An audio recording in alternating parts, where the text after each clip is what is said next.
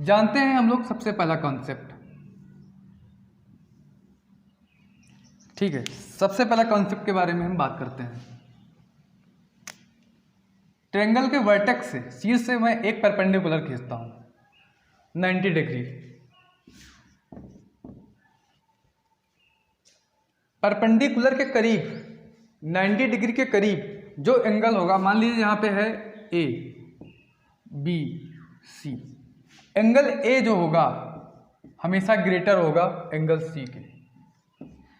90 degree जिसके करीब होगा वह एंगल हमेशा क्या होगा, ग्रेटर होगा, ठीक है। अब मेरी बात सुनिए, अब इसी पे बेस्ड एक कॉन्सेप्ट है, हम उसकी बात करते हैं।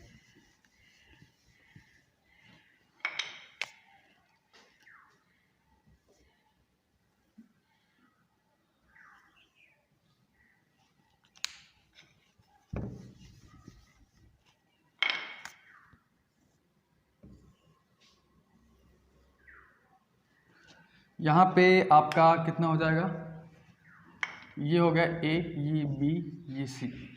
यहाँ से एक परपेंडिकुलर ड्रा करते हैं, यहाँ पे एक परपेंडिकुलर ड्रा करते हैं और यहाँ से एक एंगल बाइसेक्टर। एंगल बाइसेक्टर क्या होता है, जो दो बराबर इक्वल में एंगल को डिवाइड करे। अगर ये एंगल ए है तो ये वाला एंगल कितना होगा, a/2 होगा, और ये वाला एंगल कितना होगा, a/2 होगा। जान रहे हो आप। अब आप हमें ये बताइए 90 है तो ये कितना होगा, ये वाला एंगल, ये एंगल बी है, ये एंगल 90 है, तो ये वाला एंगल कितना होगा, 90 माइनस बी होगा।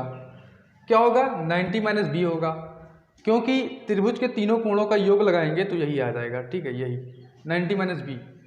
अब आप हमें ये बताइए, ये डी है, ये ई है, एंगल डी ए ई निकालना है हमें। तो एंगल डी ए ई कैसे निकलेगा, एंगल डी ए ई जो होगा आपका ये वाला एंगल कैसे निकलेगा, ये वाला एंगल। अगर हम एंगल a/2 में से, एंगल a/2 में से क्या माइनस कर दें, एंगल a/2 में से 90 माइनस बी माइनस कर दें, 90 माइनस बी माइनस कर देंगे। अगर हम ये 90 माइनस बी माइनस कर देंगे तो ये वाला एंगल नहीं आ जाएगा। तो यहाँ से angle D A E equal to कितना हो जाएगा, angle a/2 minus 90 plus B. अब आप हमें एक बात और बताइए, त्रिभुज के तीनों कोणों का योग कितना होता है, 180 डिग्री। अगर हम दोनों तरफ 2 से डिवाइड कर दें, दोनों तरफ क्या किससे डिवाइड कर दें, 2 से डिवाइड कर दें, तो कितना हो जाएगा, angle a/2 plus angle b/2 plus angle c/2 equal to 90 degree. यहाँ से 90 डिग्री की वैल्यू मैं क्या ले सकता हूँ, आप बताइए। एंगल a/2 माइनस 90 डिग्री की वैल्यू हो जाएगी angle a/2 plus angle b/2 plus angle c/2 plus b, angle b है, ठीक। अब आप हमें ये बताइए, इसको लिख सकते हैं angle a/2 minus angle a/2, यहाँ पे क्या हो जाएगा, minus angle b/2 minus angle c/2, और यहाँ पे ये हो जाएगा प्लस एंगल b। यहाँ से b a/2 से a/2 कट गया, एंगल b में से b/2 माइनस करेंगे तो कितना आ जाएगा, आ जाएगा एंगल b/2, और यहाँ पे क्या है, माइनस एंगल c/2 है। तो यहाँ से एंगल डी ए ई की वैल्यू कितनी आती है, एंगल डी ए ई की वैल्यू आती है angle b/2 minus angle c/2। ये है आपका कंसेप्ट, इसे बोल सकते हैं थ्योरम, बहुत इंपॉर्टेंट है। अगर कभी भी आपसे एग्जाम में क्वेश्चन पूछ ले, अगर ये एंगल दिया रहे, ये एंगल दिया रहे, इस एंगल के बारे में पूछ ले, तो आप डायरेक्ट क्या करेंगे, एंगल बी की वैल्यू और एंगल सी की वैल्यू रख देंगे, आपका आंसर आ जाएगा। अब हम इस पर बेस्ड जितने भी क्वेश्चन हैं उसको करते हैं, ठीक है। इस पर बेस्ड हम लोग कुछ क्वेश्चन करते हैं। सबसे पहले आप ट्राई करिए करने का, फिर मैं बताता हूँ। क्वेश्चन देखते हैं पहला।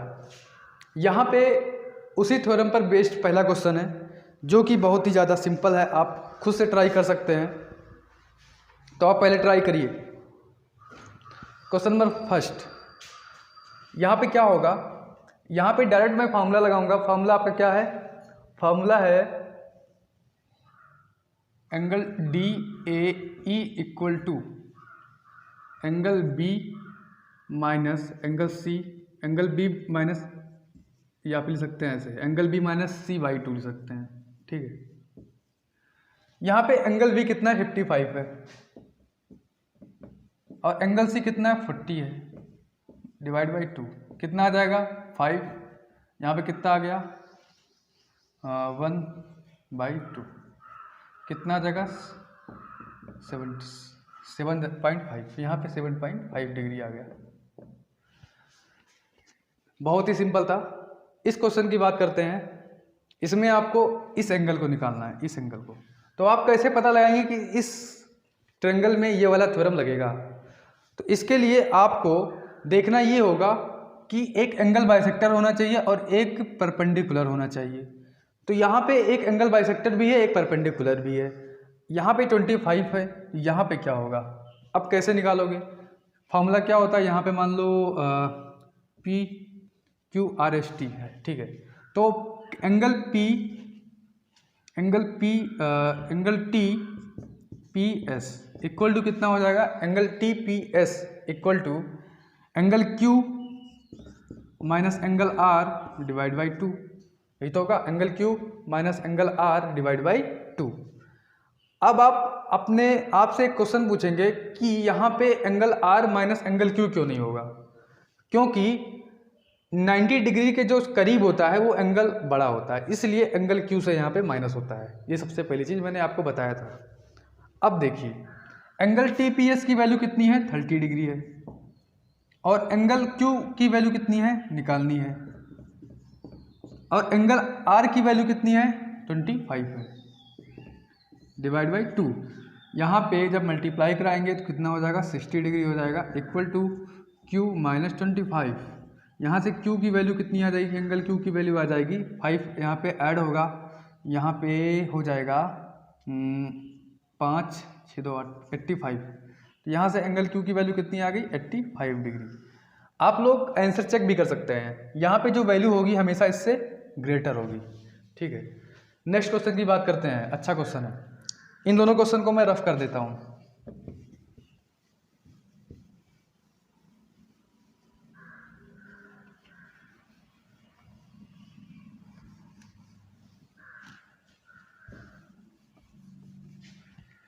इस क्वेश्चन में पूछा है angle A B C D की वैल्यू पूछी है, चारों का सम।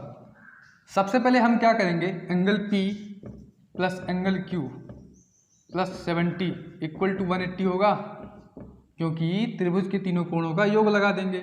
Angle P plus angle Q plus angle R की वैल्यू कितनी है? 70 था, उधर भेज देंगे, कितना आ जाएगा? 180 में 70 माइनस होगा, 110 आ जाएगा। इसकी वैल्यू कितनी आ जाएगी? इन दोनों का सम, P और Q का सम कितना आ गया? 110 आ गया। अब आप एक बात सोचिए, एंगल P, इस एंगल को क्या लिख सकते हैं हम? इस एंगल को क्या लिख सकते हैं? ये पूरा लीनियर पेयर 180 है।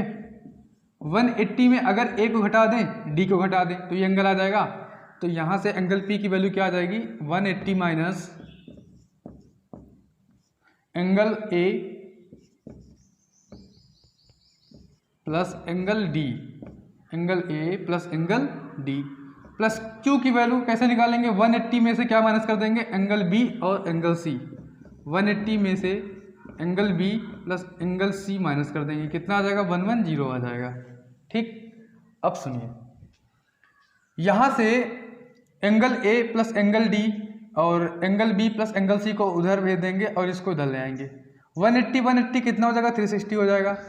और angle A plus angle D, angle B plus angle C को उधर भेज देंगे, 110 को इधर ले आएंगे, कितना हो जाएगा? Angle A plus angle B plus angle C plus angle D। इसको माइनस करेंगे, कितना हो जाएगा? 0, 6 में होंगे 5, 2, 50। Angle A plus angle B plus angle C plus angle D, यही हमारा आंसर हो जाएगा। समझे आप लोग? अब हम कुछ और क्वेश्चन की बात करते हैं इसी पर बेस्ड। देखते हैं इस क्वेश्चन को। यहाँ पे दिए गए त्रिभुज में, ये त्रिभुज यहाँ पे दिया गया है, ठीक है। कह रहा है कि AD equal to DE, AD जो है DE के बराबर है, DE equal to EC, DE equal to EC, EC equal to क्या है? VC है। पूछा है angle A ratio angle B का मान, angle A ratio angle B का मान पूछा है, A और B का अनुपात। आप हमें ये बताइए, ये है एंगल A, इसको मान लेता हूँ थीटा। और कल ही बताया था कि अगर कोई समद्विबाहु त्रिभुज है, ठीक है, दो भुजा बराबर है, स्केल ट्रायंगल। यहाँ पे ये थीटा, ये थीटा, ठीक, तो ये थीटा, ये थीटा, इसके सामने का ये थीटा, ये इसके सामने का ये थीटा, तो इसका मतलब इसके सामने का जो भुजा होगा, इसके सामने का जो भुजा होगा, वो दोनों आपस में क्या होगा, इक्वल होगा। इसका मतलब इस थीटा के सामने वाला इक्वल है, तो इसका मतलब इस थीटा के सामने वाला भुजा भी तो इक्वल होगा। ये थीटा तो ये थीटा हो गया। अब आप हमें ये बताइए, त्रिभुज का जो बाह्य कोण का थ्योरम है वो लगा देंगे। यहाँ से मान लीजिए थीटा है, यहाँ पे मान लीजिए ये थीटा है, ये अल्फा है, तो ये क्या होगा, थीटा प्लस अल्फा।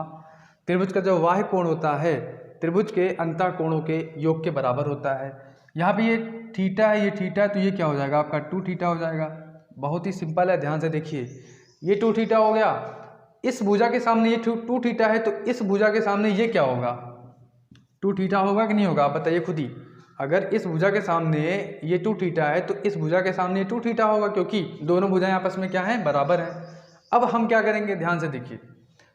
अब यहाँ पे ये देखिए, ये थीटा है, ये 2 थीटा है, ठीक है। ये त्रिभुज ये वाला, ध्यान से देखिए, ये वाला त्रिभुज, ये वाला, ठीक, ये वाला त्रिभुज, इस पर हम डार्क कर रहे हैं। ये थीटा है, ये 2 थीटा है, तो ये वाला क्या होगा एंगल, त्रिभुज का बाह्य कोण 2 थीटा प्लस थीटा कितना हो जाएगा, 3 थीटा। त्रिभुज का बाह्य कोण होगा ना, त्रिभुज का बाह्य कोण त्रिभुज के अंतः कोणों के योग के बराबर होता है, तो 3 थीटा हो गया। देखो, इसके सामने का जो एंगल है 3 थीटा है, तो इसके सामने का कौन सा एंगल है, ये वाला तो एंगल है। इसके सामने का ये एंगल है, तो इस भुजा के सामने का एंगल ये है, दोनों इक्वल हैं, तो 3 थीटा ये भी हो जाएगा, तो 3 थीटा ये भी हो जाएगा। अब यहाँ पे एंगल ए और एंगल बी का क्या निकालना है, रेशियो। तो angle A ratio angle B क्या हो जाएगा, एंगल ए का मान है थीटा और एंगल बी का मान है 3 थीटा। थीटा से थीटा कैंसिल, तो कितना आ गया, 1:3। तो इसका जो ऑप्शन होगा 1:3 हो जाएगा। क्लियर। अब देखते हैं हम दूसरा क्वेश्चन। दूसरे क्वेश्चन कैसे करेंगे हम, इस क्वेश्चन को हम कर देते हैं rough.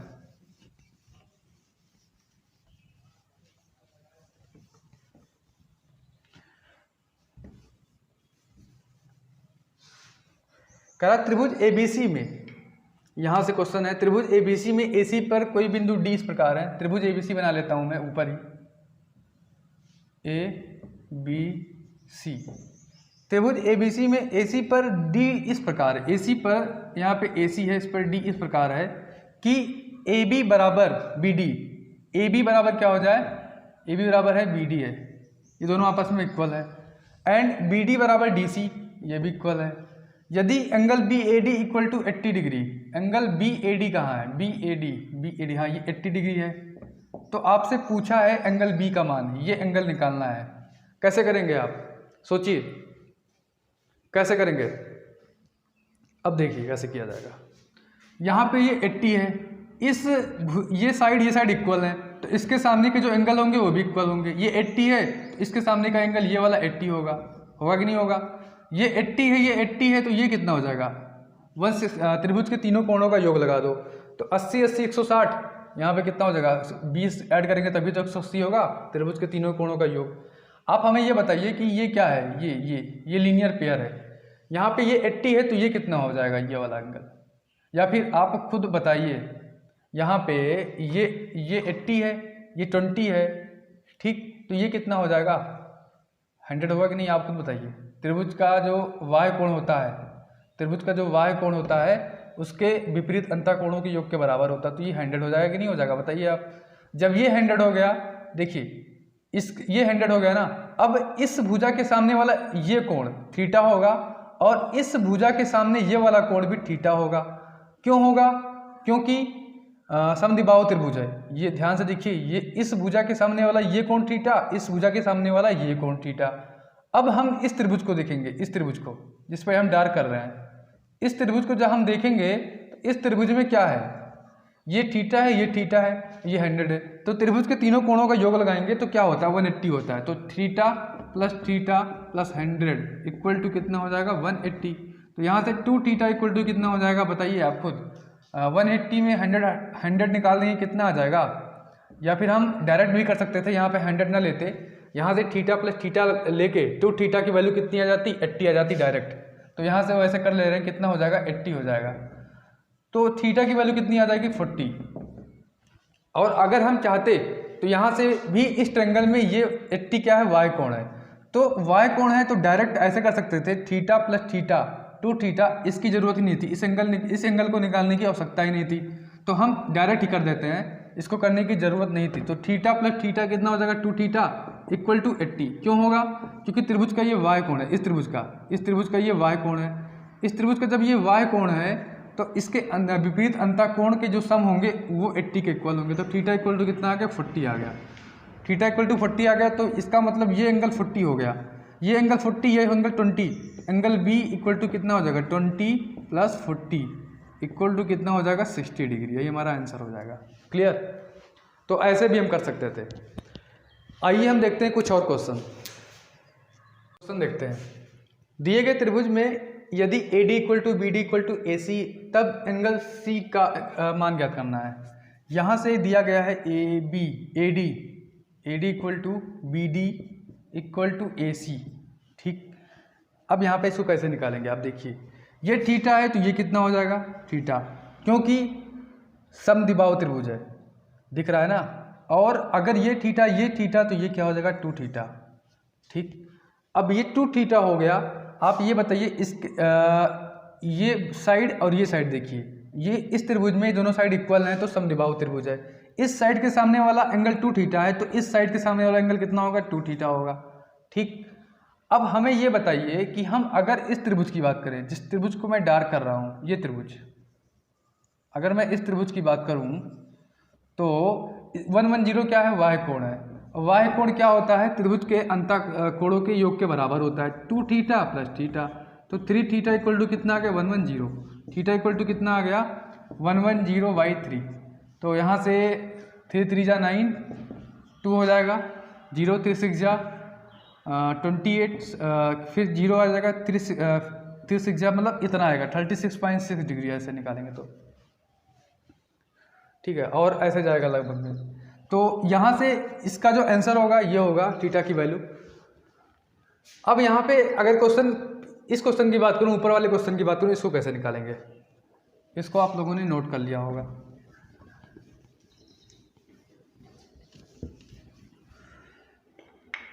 Triangle PQR, QT perpendicular है, PR है, और SQR पर एक बिंदु इस प्रकार है। हम ट्रायंगल बनाते हैं पहले, ट्रायंगल PQR, ठीक, ट्रायंगल PQR।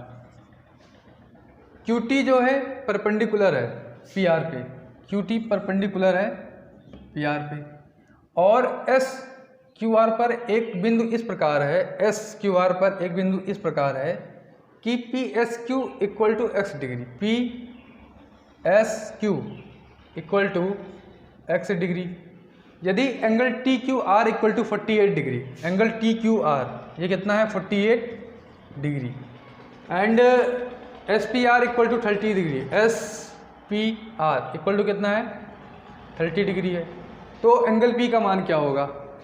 और ये जो एंगल है, एंगल QT जो है PR पर परपेंडिकुलर, ये 90 है, ये भी 90 होगा।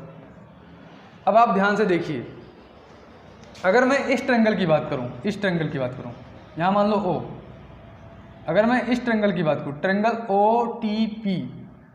OTP दिख रहा होगा, तो इस ट्रायंगल में जो ये वाला एंगल होगा, ये वाला एंगल y कोण होगा ना, और y कोण होता है ट्रायंगल के अंतःकोण के योग के बराबर।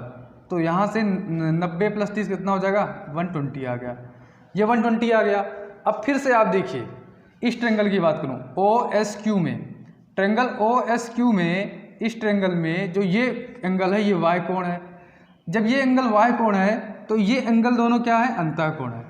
तो y कोण 120 डिग्री इक्वल टू क्या हो जाएगा, 48 प्लस x डिग्री, क्योंकि त्रिभुज के y कोण प्रमेय से, त्रिभुज का जो y कोण होता है, एक्सटीरियर एंगल होता है, वह अंतःकोण के, त्रिभुज के अंतःकोण के योग के बराबर होता है। यहाँ से x डिग्री की वैल्यू कितनी आ जाएगी, 120 में 48 माइनस कर दें, तो 120 में 48 माइनस मत करो, 120 में 50 माइनस करो। तो 120 में 50 कैसे माइनस होगा, पहले आप माइनस कर लीजिए 20, तो 100 हो गया, फिर 30 माइनस कर लीजिए 70, तो 68 आंसर आ जाएगा। ऐसे माइनस किया करिए, ठीक है। तो आज के लिए हम इतना ही करते हैं। नेक्स्ट जो पार्ट होगा वो पार्ट 3 होगा, उसमें और अच्छे अच्छे क्वेश्चन करेंगे और अच्छे अच्छे कॉन्सेप्ट के बारे में जानेंगे। तो थैंक यू और वीडियो को शेयर कर दीजिए, सब्सक्राइब कर दीजिए और लाइक कर दीजिए। ठीक है, बाय।